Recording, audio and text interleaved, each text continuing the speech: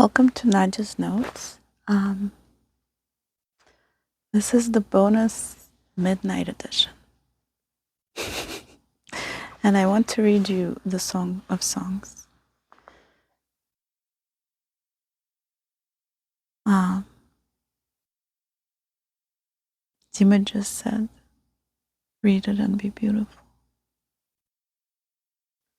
And he said, read, it will all come out well. I looked for, what did I search for? Let me see. No. I put into Google Song of Songs lyrical translation. And the one that I found that I like is, there's one in the Jewish virtual library.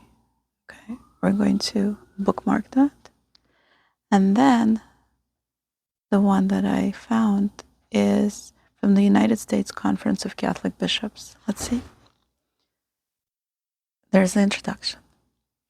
The Song of Songs. The Song of Songs, or Canticle of Canticles, is an exquisite collection of the love lyrics arranged to tell a dramatic tale of mutual desire and courtship. It presents an inspired portrayal of ideal human love and a resounding affirmation of the goodness of human sexuality that is applicable to the sacredness and the depth of married union. Oh my gosh. It's Women's Day today, International Women's Day. What a becoming thing to read on Women's Day. We women certainly love romance. We really do. Also, I don't know what Canticle of Canticle means. Although the poem is attributed to Solomon in a traditional title, the language and style of the work, among other considerations, suggest a time after the end of the Babylonian exile, 538 BC, when an unknown poet collected extant love poems, perhaps composing new material, and arranged the whole into the masterpiece we have before us. Some scholars argue the possibility of female authorship for at least portions of the song. The structure of the song is difficult to analyze. This translation regards it as a lyric dialogue with dramatic movement and interest. In both form and content, sections of the song bear great similarity to the secular love songs of ancient Egypt and the sacred marriage called songs of Mesopotamia, which celebrate the union between divine partners. How interesting. Also, pardon please the reflections. I've been playing around with lights, and as you know, we're learning as we go. I'm learning as I go, and thank you for being here. I love learning together with you. If anyone has any suggestions on which lights I should be using, I would greatly appreciate it. While the lovers in the song are clearly human figures, both Jewish and Christian traditions across the centuries have adopted allegorical interpretations.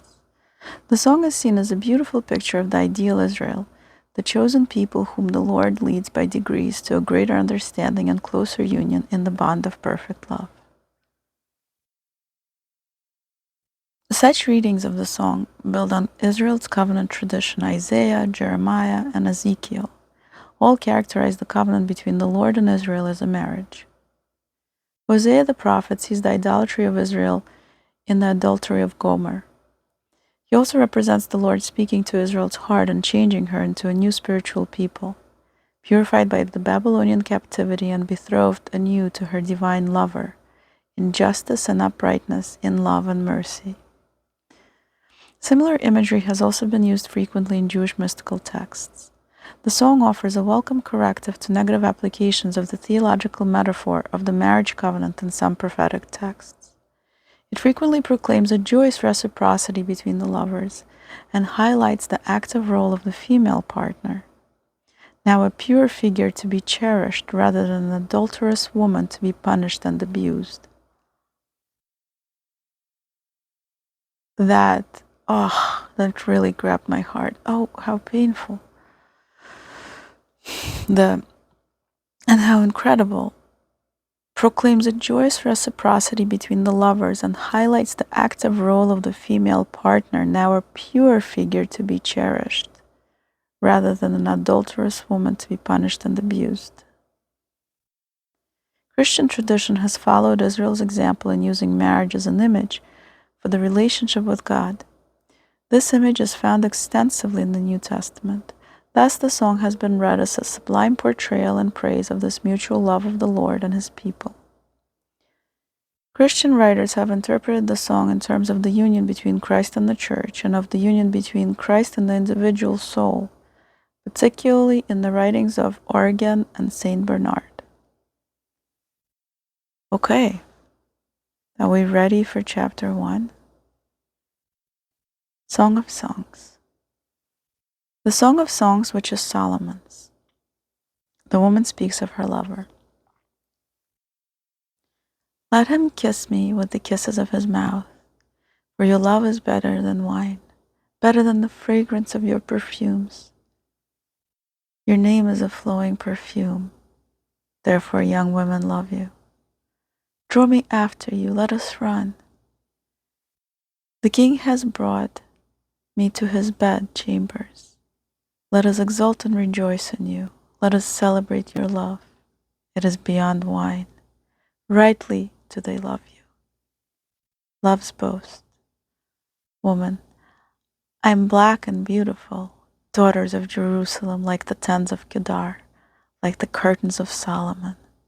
Do not stare at me because I'm so black, because the sun has burned me. The sons of my mother were angry with me. They charged me with the care of the vineyards. My own vineyard I did not take care of. Love's inquiry. Woman, tell me, you whom my soul loves, where you shepherd, where you give rest at midday, why should I be like wandering after the flocks of your companions? Man, if you do not know, most beautiful among women, follow the tracks of the flock and pasture your lambs near the shepherd's dens. Love's vision. Man, to a mare among Pharaoh's chariotry, I compare you, my friend, your cheeks lovely in pendants, your neck and jewels. We will make pendants of gold for you and ornaments of silver. How near is love? Woman, while the king was upon his couch, my spikenard gave forth its fragrance. My lover is to me a satchel of mirth, between my breast he lies. My lover is to me a cluster of henna from the vineyards of Engedi. Man, how beautiful you are, my friend. How beautiful your eyes are doves. How beautiful you are, my lover.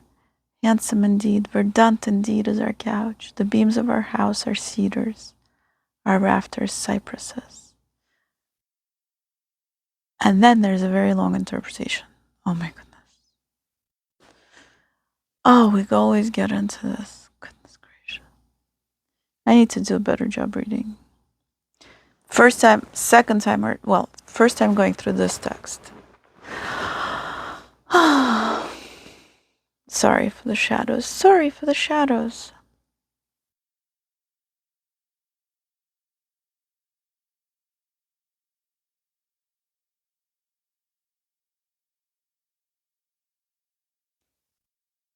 I want to read you the explanations. Okay, let's see. So, Song of Songs in Hebrew and Aramaic, the idiom the X of X's denotes the superlative, King of Kings, the highest king. The ascription of authorship to Solomon is traditional. The heading may also mean for Solomon or about Solomon. The translation augments the canonical text of the song with the letters W, M, and D placed in the margin to indicate which of the characters in the song is speaking, the woman, the man, or the daughters of Jerusalem. If you remember, I was having a lot of difficulty when I was reading from my paper Bible. Oh, I love this Bible. It's so well printed. And leather bound. Oh, I love it. I'm going to read something else. I want to find something maybe from Proverbs or the prayers. I forget what they're called. What are the prayers called? What are the traditional prayers? Psalms. I wonder what that word means. If you know, put it in the comments. Okay. This interpretive gloss follows an early Christian scribal practice, attested in some Septuagint manuscripts from the first half of the first millennium AD. How exciting. It is exciting. I'm sorry. Oh man, that is so exciting. Wow. What's exciting is going back to the old and bringing it back to us.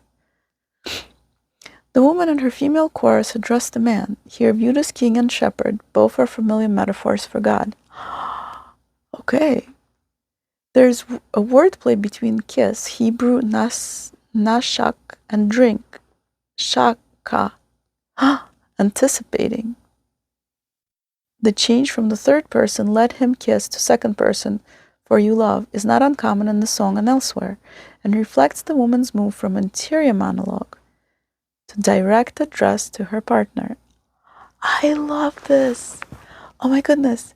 Never did I think, when I was going to read the Bible, that I was going to learn about literature and the human experience.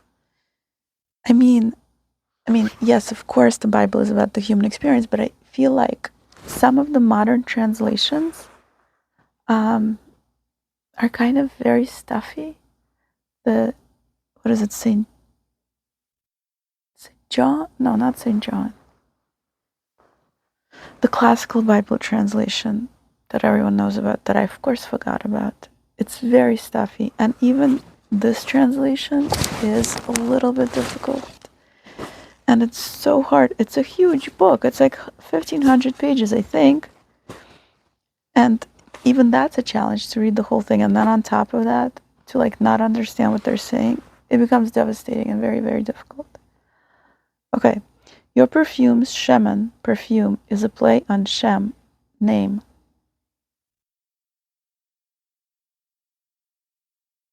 This is beautiful. This is so beautiful. It makes me feel complete because I don't know if I told you or not, but I've always wanted to be a writer. Well, I wanted to have a show, I wanted to be a writer, and I wanted to be an actress and a model. A little bit of model.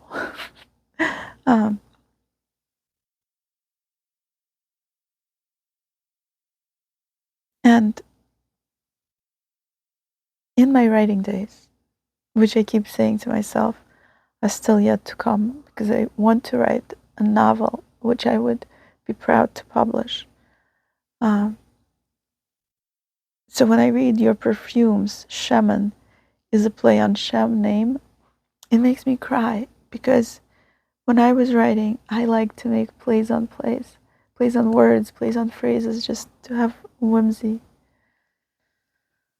It feels so beautiful to find a book and to connect to it. That hasn't happened in a while. I haven't been reading the right books. I've been reading psychology and the Bible, and with the wrong. Well, I'm crying to the explanation, not just to the text, because it touches the writer's part of my soul. Another change, but from second to third person, the king metaphor recurs. Let us exult. Perhaps she is addressing young women, calling on them to join in the praise of her lover. Daughters of Jerusalem, the woman contrasts herself with the elite city women who act as her female chorus. Kedar, a Syrian desert region whose name suggests darkness. Tents were often made of black goat hair. Curtains, tent coverings, or tapestries. Solomon, it could also be read Salma, a region closer to Kedar. So black, tanned from working outdoors in her brother's vineyards, unlike the city women she addresses. My own vineyard, perhaps the woman herself.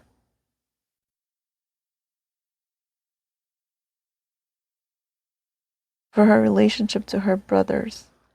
I took that to mean when she says, I did not keep my own vineyards, I wondered if she meant her virginity. So, kind of the sacredness of purity. There's a sacredness to purity. There's a sacredness to keeping your temple holy. And what that means that, so in the Jewish temple, into the Holy of Holies, into the inner sanctum, only a purified priest was allowed to enter. And it was said that if someone was not pure enough and they entered, they could die. And so when a man wants to step into a woman's body, when he wants to step into the temple, if he's not pure, he will defile it.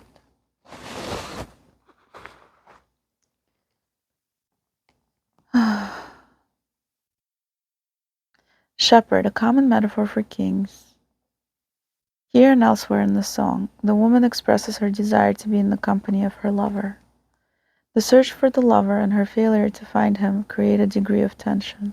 Only at the end do the lovers finally possess each other. Why, sir? Pasture your lambs. Both the woman and the man act as shepherds in the song. I might want to record this next time and have you be able to follow the text.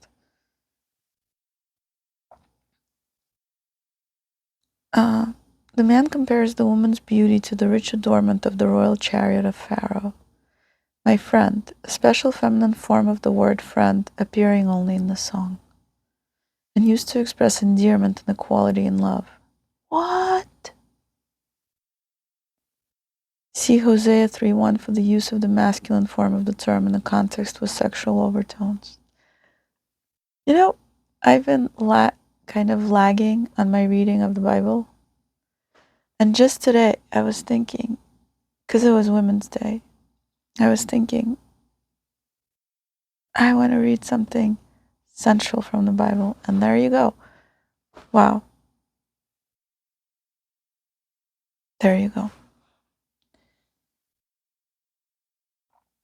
Spikenard, a precious perfumed ointment from India, a metaphor for the woman herself. Yes, that I felt. Can't believe that. Oh my goodness, I can't believe that I can feel poetry and connect to it, poetry from thousands of years ago. Although Rumi we connect to, and there was a poetess from the Isle of Lesbos, I don't remember her name, and I connected to her as well. I understood her poetry.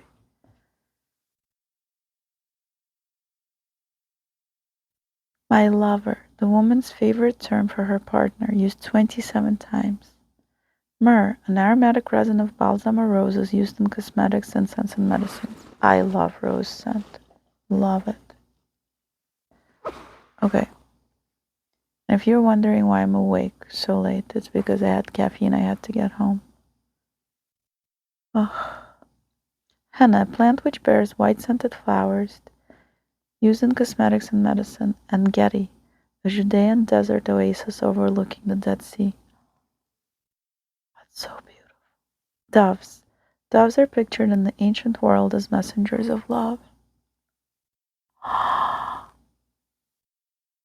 That's why the dove descended onto Jesus. Continuing the royal metaphor, the meeting place of the lovers. A shepherd's hut of green branches becomes a palace with beams of cedar and rafters of cypress when adorned with their love.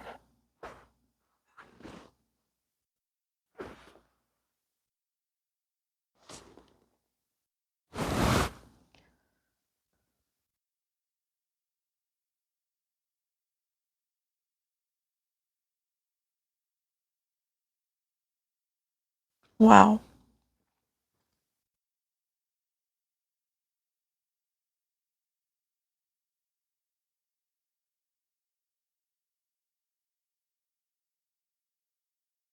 Wow, that's just like,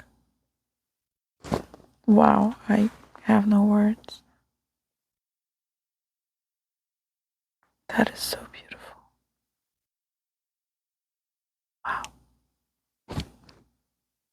Good night.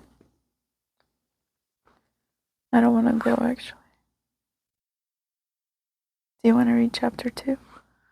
Let's read chapter 2.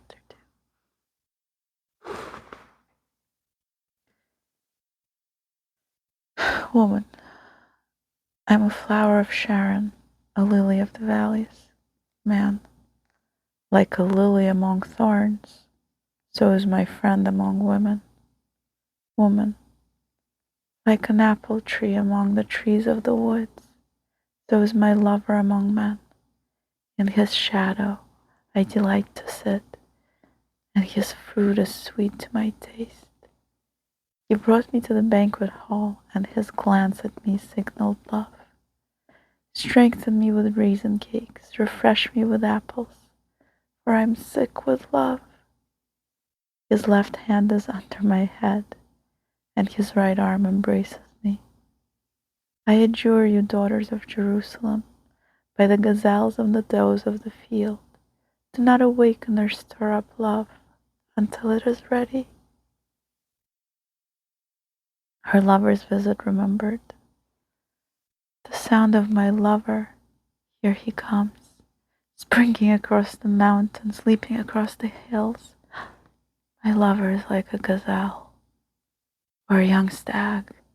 See, standing behind our wall, gazing through the windows, peering through the lattices.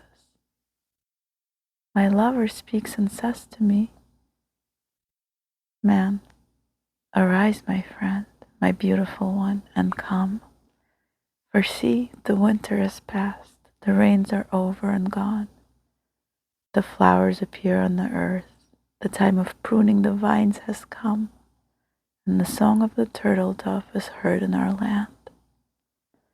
The fig tree puts forth its figs, and the vines in bloom give forth fragrance. Arise, my friend, my beautiful one, and come. My dove in the clefts of the rock, in the secret recesses of the cliff, let me see your face, let me hear your voice, for your voice is sweet, and your face is lovely. Woman, catch us the foxes, the little foxes, that damage the vineyards, for our vineyards are in bloom. My lover belongs to me, and I to him. He feeds among the lilies. Until the day grows cool and the shadows flee, roam, my lover, like a gazelle or a young stag upon the rugged mountains. I just died, and I went to heaven.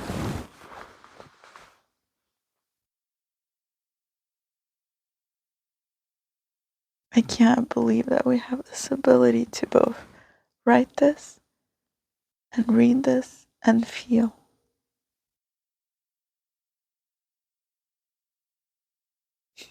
So beautiful. Flower of Sharon is probably the narcissus which grows in the fertile plain of Sharon, lying between Mount Carmel and Jaffa on the Mediterranean coast.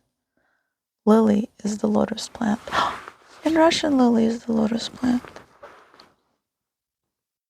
Shadow suggestive of protection, and here of the woman's joy in the presence of her lover. I don't know, is it helpful for me to read this to you? I'm not sure. It's helpful for me, so please allow me. The banquet hall, the sweet things of the table, the embrace of the woman and man express the richness of their affection and the intimacy of their love. Raisin cakes. Oh, I love raisin cakes. Let's make gluten-free raisin cakes. I'll teach you. Perhaps pastries used in the worship of the fertility goddess.